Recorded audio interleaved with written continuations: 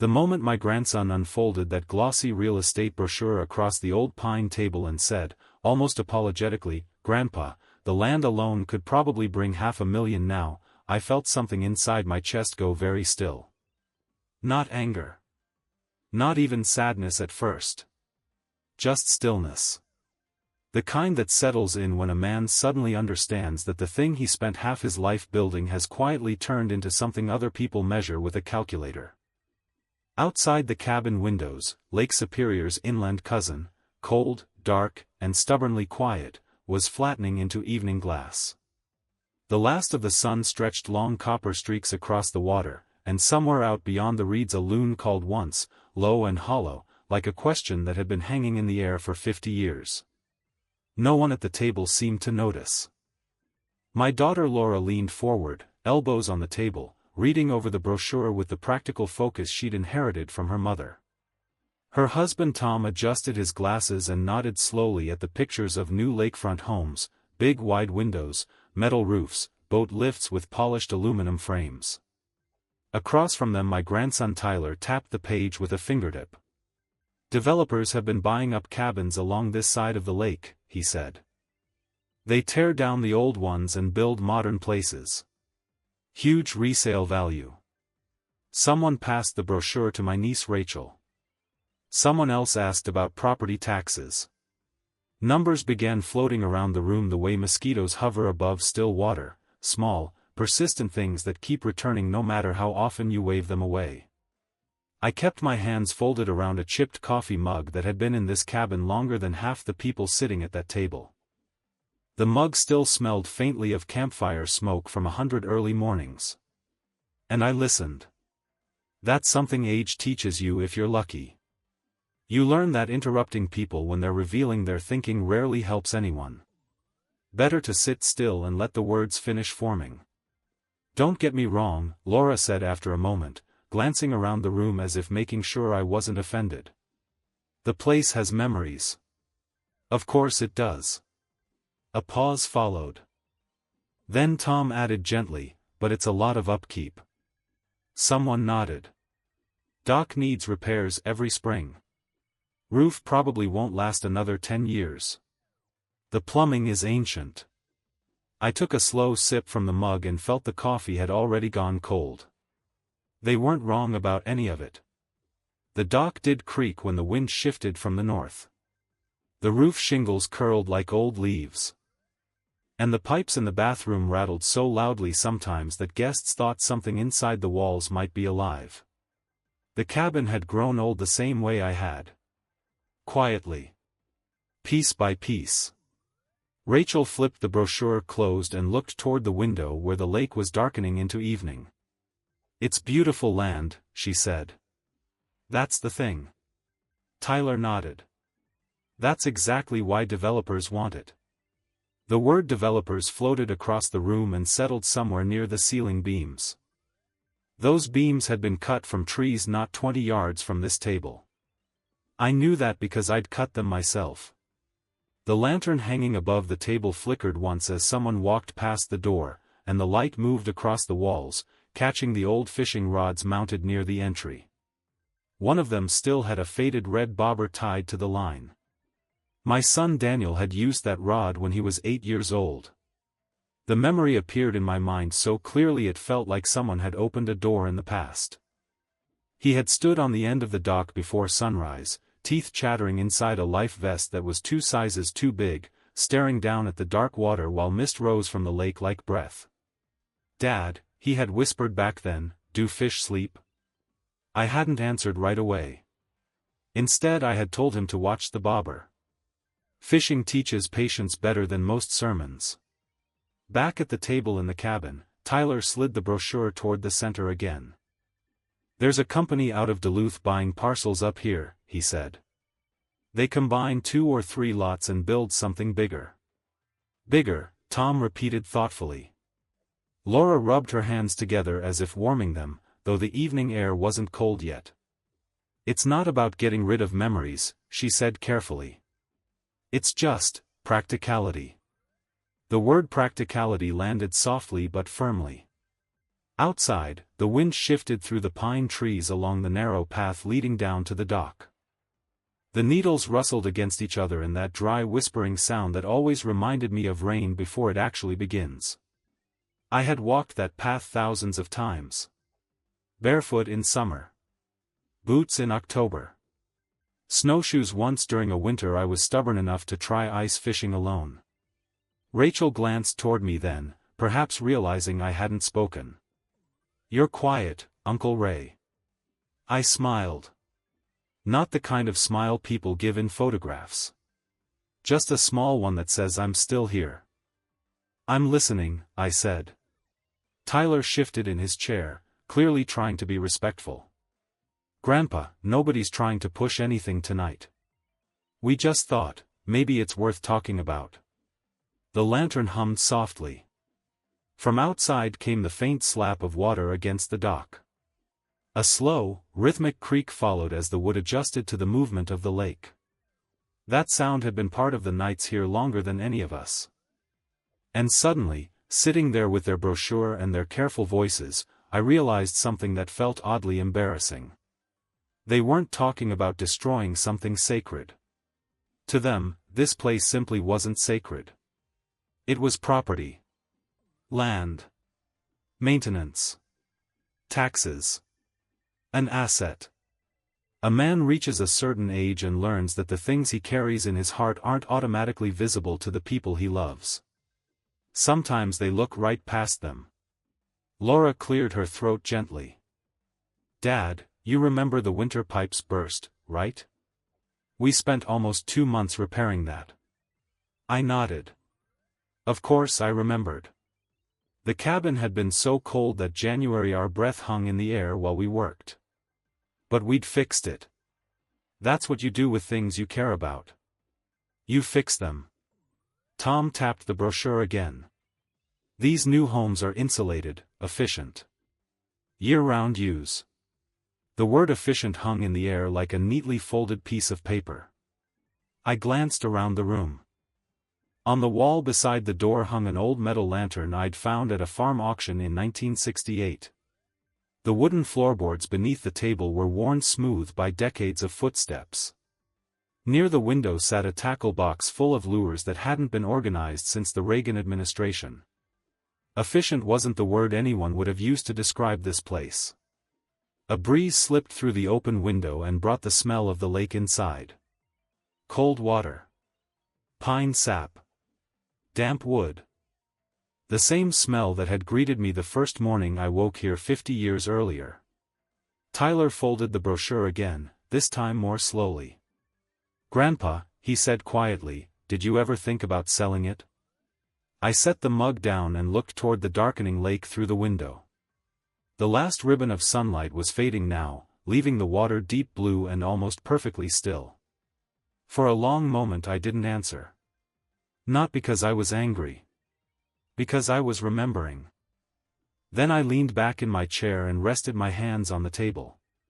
"You know," I said softly, "there was a year, long before any of you were born, when this place was nothing but trees and a muddy shoreline." The room grew quieter. Even the brochure stopped moving. Outside, the dock gave one long, familiar creak as the lake settled under the coming night. And for the first time that evening, every pair of eyes in the room slowly turned toward me.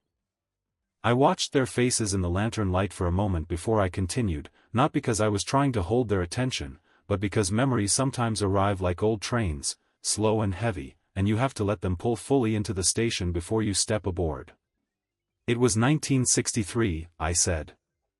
I was 32 years old and tired in a way a man doesn't talk about much. The room stayed quiet. Outside the window, the lake had darkened almost completely now. Only a faint silver line lingered along the far shore where the last light of day was fading behind the pines. I'd been working construction in Minneapolis for years, I went on. Long days. Concrete, steel beams, winter wind cutting straight through your jacket. Your grandmother used to say I came home every night smelling like sawdust and cold air. Laura smiled faintly at that. She wasn't wrong, I said. I rested my hands on the table again and felt the grain of the wood beneath my fingers. This land wasn't a grand idea when I found it. Truth is, it looked pretty miserable at first glance. Shoreline was uneven, trees growing crooked, and there was an old collapsed shed leaning halfway into the brush. Tyler leaned forward slightly. "How did you even hear about it?" he asked. "Luck," I said simply. I glanced toward the window again. A man I worked with had an uncle up near Duluth who wanted to sell a small piece of lakeside property. Nobody had done anything with it for years. Too remote for most folks back then. Rachel tilted her head. "So you just bought it?" I gave a small chuckle. "Not exactly. I drove up here first in an old pickup that could barely make the hills. Parked right about where the path starts now." I nodded toward the dark stretch of pines outside. Walked through waist-high grass and mosquitoes thick enough to carry off a small dog. That earned a quiet laugh around the table. But when I reached the shoreline, I said, the lake was completely still. Early morning. Mist rising off the water. The memory settled over me again like a familiar coat. And there was a loon calling from somewhere out there. Just one long note across the water. I paused. You ever notice how that sound makes everything else go quiet? No one answered. They knew. I stood there a long time, I said. And I thought about something your grandmother had told me the week before. Laura's eyes softened. What did Mom say? I smiled slightly. She said, Ray, someday we need a place where life slows down enough for the kids to hear themselves think. The lantern flickered gently above the table. So I bought the land, I continued. Tom raised his eyebrows. Just like that? Well, after 3 weeks of figuring out whether we could afford it without starving. That brought another small ripple of laughter. But yes, I said. Just like that. I leaned back slightly. There wasn't a cabin then. No dock. No path through the trees. Just dirt, mosquitoes, and a lake that didn't seem to mind waiting. The room had grown completely still now. Even the night insects outside sounded distant. I started coming up on weekends, I said. Cutting trees. Clearing brush. Hammering boards together with tools that were already half worn out when I bought them. Tyler looked toward the ceiling beams. You built this place yourself? Every crooked inch, I said. He let out a low whistle. It took 3 summers before the cabin looked like something you could sleep in without worrying the roof might wander off in a storm. Rachel glanced around the room again, seeing the place differently now. The dock? She asked. That came second year, I said. I pointed toward the dark water outside. I dragged those planks down the hill by hand. No machinery. Just rope and stubbornness. Tom shook his head quietly. That must have taken forever. I nodded. It did. A gentle wind moved through the trees outside then, carrying the scent of pine needles and lake water through the open window. Your grandmother used to sit right over there, I said, pointing toward the rocking chair near the stove. Holding Daniel when he was just a baby. Watching me argue with boards that refused to stay straight. Laura wiped at the corner of one eye but didn't say anything. And when the dock was finally finished, I continued, Daniel was 5 years old. I woke him before sunrise one morning and told him we were going fishing. Tyler smiled faintly. That rod on the wall? He asked. I followed his gaze to the old rod with the red bobber still attached. That's the one. The lantern light glowed softly across the wooden walls. I remember his hands shaking because the morning air was so cold, I said. But he wouldn't admit it. A faint chuckle passed through the room. He asked me if fish slept, I added. Laura laughed quietly through her tears. That sounds like him. He stood there watching that bobber like it held the meaning of the universe, I said. Outside, the dock creaked again. And when the first fish tugged the line, I smiled to myself. He screamed so loud the loons probably heard him halfway across the lake. The table filled with soft laughter. For a moment the room felt warmer. But then the laughter faded, and the quiet returned. I looked around at all of them, my daughter, my grandson, my nieces and nephews, their spouses, people carrying lives that moved faster than anything we'd imagined back then. I know the cabin isn't practical, I said gently. No one spoke. The roof will need replacing someday. The pipes will probably complain every winter. And yes, the land might be worth a lot more now than it was when I bought it. The brochure still sat in the middle of the table, unopened. But you see, I continued softly, when I hear people talk about selling this place, it feels a little strange. I glanced again at the dark lake outside. Because I don't remember buying land. The lantern hummed quietly. I remember buying mornings. The room remained completely silent. Cold ones, I said.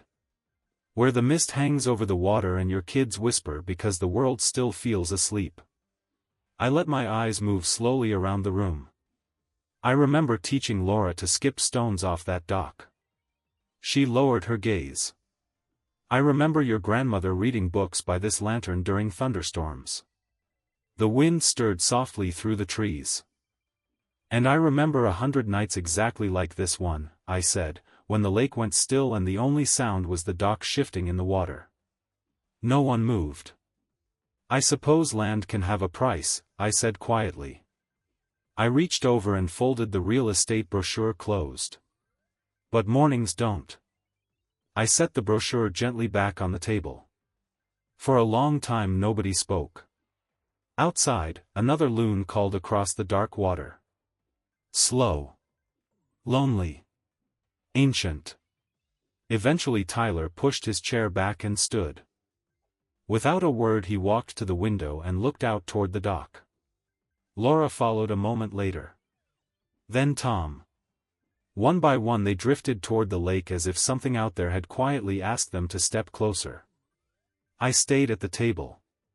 Old men learn that sometimes the best thing you can do after telling the truth is let it breathe.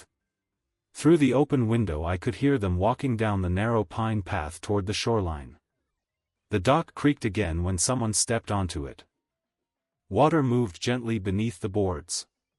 A few minutes later Tyler's voice carried back toward the cabin. "Grandpa," he called softly. I rose slowly and stepped onto the porch. They were all standing at the end of the dock now, looking out across the wide dark lake. Tyler turned toward me. "I never noticed how quiet it gets out here." I nodded. "That's the best part." He looked down at the weathered boards beneath his feet. Then back across the water. "No developer could build this," he said quietly. I didn't answer. The lake stretched out in front of us, calm and deep and patient the way it had always been. After a while Laura slipped her arm through mine. "You know," she said softly, "I think the roof can wait a few more years." I smiled. Not because anyone had changed their mind. Because something more important had happened. They had finally seen the place. Not the property. The place. And that's enough for an old man. You see, dignity doesn't arrive with applause. It doesn't need speeches or grand decisions. Sometimes it lives in the quiet space between a creaking dock and a still lake at night. Sometimes it lives in a memory passed gently across a table under lantern light. And sometimes, if you're lucky, it lives long enough for someone younger to stand at the edge of the water and realize they're holding it too.